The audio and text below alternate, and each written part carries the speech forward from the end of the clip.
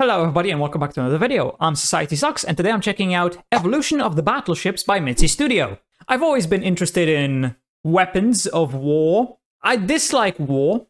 I hate it because it's terrible, obviously. But I've always really been interested in the actual equipment. Tanks, ships, planes, you know, all of that. And battleships are quite interesting because they're basically a piece of history. I don't know when the last time was that a battleship was actually saw combat, most likely before the year 2000.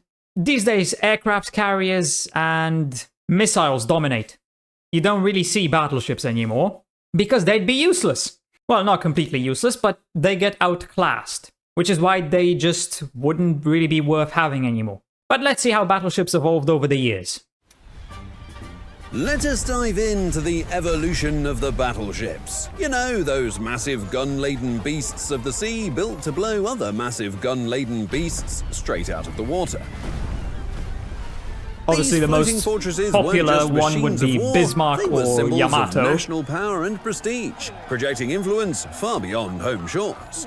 Or New Jersey. For example, when you are the world's biggest imperial asshole blasting the hell out of a bunch of helpless Asian and African chaps with cool-looking dreadnoughts.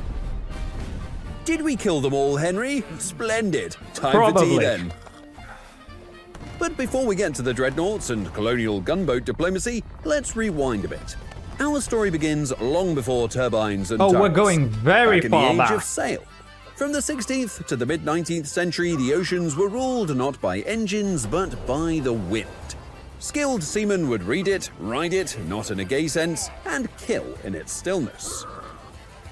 Naval battles were like a polite game of mutual destruction. Massive fleets would line up in neat rows and unleash full broadsides at each other, hoping to outblast the enemy who was basically doing the exact same thing.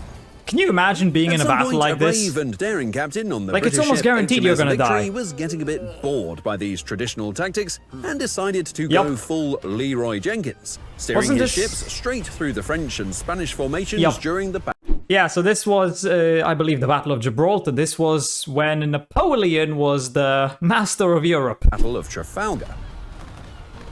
Trafalgar, never mind. The result, the British fleet destroyed 22 enemy ships while losing none of their own. Teaching the French and Spanish sailor folks a lesson in how to make an enemy fleet your bitch. Okay, so I just checked, and never mind. This was during Napoleon's times. This was during the Battle of the Third Coalition. But yeah, I messed up the place. It's Trafalgar, not Gibraltar. During the mid-19th century, the United States released a serious 1862.0 patch on its navy. Wooden ships? Nerfed. Armor plating? OP as fuck. And with the US Civil War raging beyond the shorelines, the stage was set for a whole other type of naval warfare. The Confederacy stormed in with the CSS Virginia. Full armor mode and apparently I've never heard of any as well. Nothing too pleasant for combat those with ships during the US Civil War. The Union answered with the USS Monitor. Tiny, low-key, but equipped with a full rotating turret for 360-degree multi-kills. Now, let's start the drums and get ready for an epic battle between these two. So now we're getting closer to, like, actual modern battleships. Oh. Well, that was a bit of a downer. We not very effective. Truly sorry. Just not the getting your money back type of sorry. You bunch of e-wallets in a coma. It's not our fault armor-piercing shells were not invented yet. Yeah. These battleships were probably mostly just to bombard World of Warships, and they're celebrating defenses their 10th on anniversary the with shore. Their biggest. So, back to the ironclad warships. Wait a minute. It's already 1906 and Britain just showed up with a frickin' dreadnought called the HMS Dreadnought. Very original. But still, if you thought the ironclad was a career ender for its predecessor, think again. Forget steam-powered paddle boats, this was the age of steam turbines, uniform... I think during World War I, there was like one major battle with dreadnoughts, but they didn't really want to use them much because they were still new and very expensive, so they would be difficult to replace. So there was like only one major battle, unless I'm getting it wrong, but I don't know. Big gun firepower and armor plating so thick it added inches to their waistline every year. Sound familiar, you fat as fuck binge-watching twats? Of course, we try to make these videos addictive to watch, but it's still your choice to keep watching and ruin your lives. Jesus. We are getting a bit off topic here, so let's get back to the arms race. The British HMS Dreadnought made Germany, France, Russia, Japan, Italy, Austria, Hungary, and the United States look like twats as well. So, they all started rolling out their own Dreadnought version. A few years later, the first Super Dreadnoughts entered the scene. Arguably, the most epic-looking Super Dreadnought was the Japanese Fuso-class battleship, featuring a superstructure called Pagoda Mast, which towered somewhere into the Earth's stratosphere.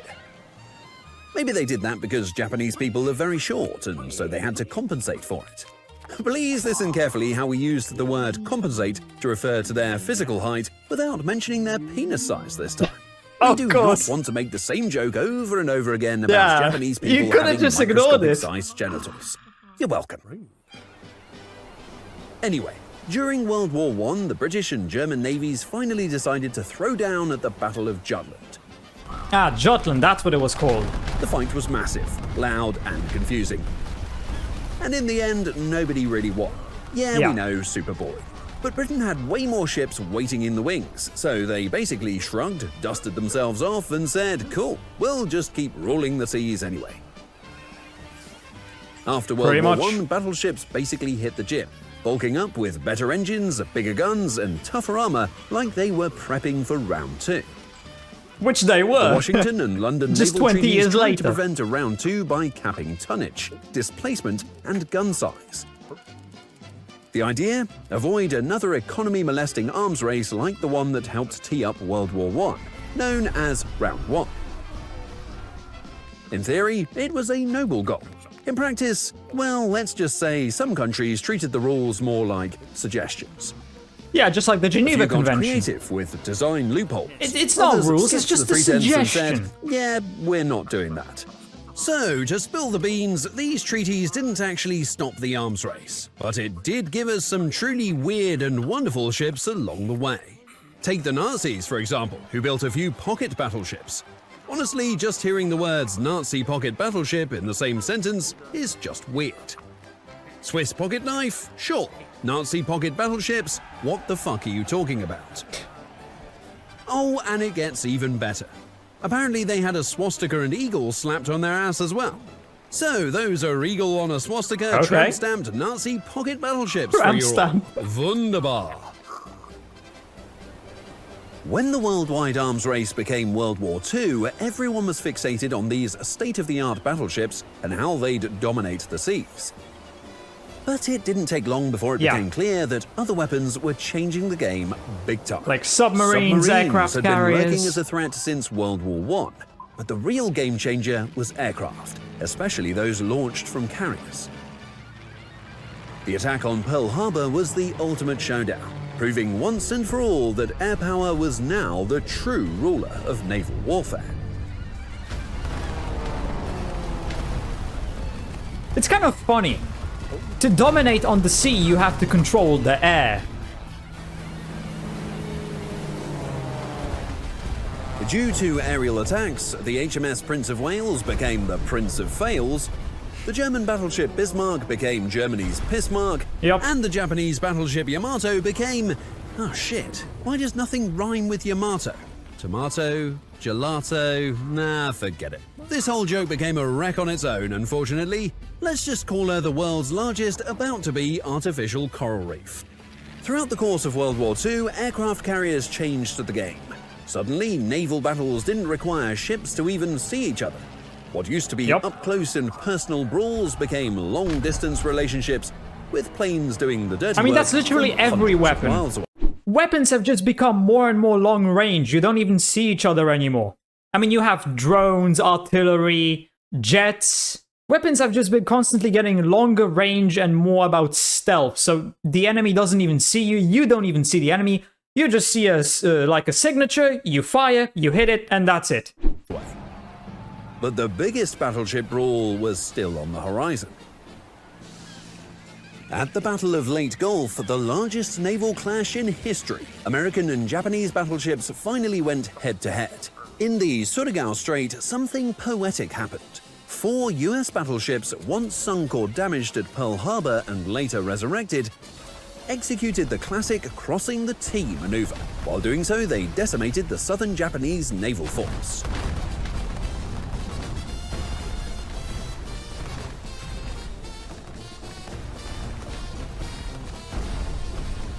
Maybe the T stands for a chef's kiss, tat for tat, in that case. Leyte Gulf wasn't just massive, it was the last time a battleship took center stage during a war. Yep, so that was pretty much it. Did I say that was the last time? Oh no, the real moment came on September the 2nd, 1945, when the Americans and Japanese stood face to face once again, this time aboard the USS Missouri. It was there, on her deck, that Japan signed the unconditional surrender of all its forces. And really, what could be more fitting for such a momentous act than beneath the looming shadows from the massive guns of Mighty Mo?